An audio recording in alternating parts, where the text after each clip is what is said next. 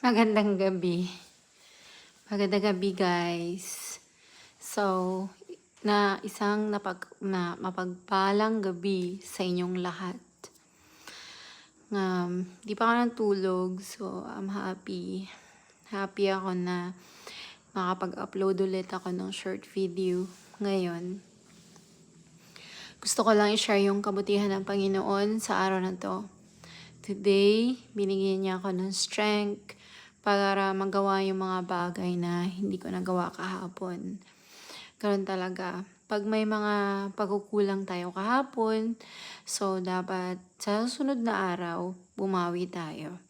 Tulad ng pagmamahal ng Panginoon sa atin.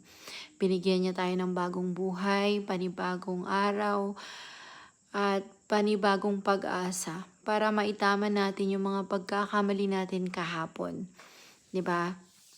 'Di ba nga, nagising tayo kanina umaga, so sa pagising natin, so miracle yon.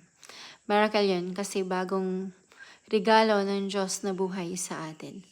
So, sa tanaw na utang na loob sa Panginoon, sa pagmamahal niya sa atin, so suklian din natin siya ng pagmamahal.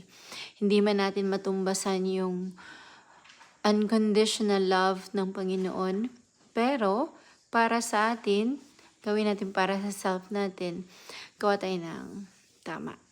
Kung nakagawa man tayo ng pagkakamali kahapon, ayusin natin ngayong araw na to.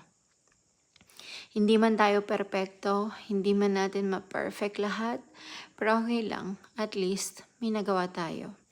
So, labis na pagpupuri, pagmamahal at pasasalamat sa Panginoon. Dahil sa araw na to, magtatapos na naman ulit. Kaya malapit na naman matapos ang gabi. At panibagong chapter na naman, panibagong araw. So, nagpapasalamat ako kay God. So, magpasalamat tayo sa Kanya. So, kung ano man yung mga hindi natin nagawa ngayong araw na to, gagawin na naman natin ulit bukas. So, repetition. Paulit-ulit. So, ganun. So, dapat mag-ingat tayo palagi at maglaan ng oras sa Panginoon. Kahit gaano man tayo ka-busy, huwag natin siyang kakalimutan. Maraming salamat sa binigay niyong oras, suporta at panonood. God bless everyone. Karen Diaries.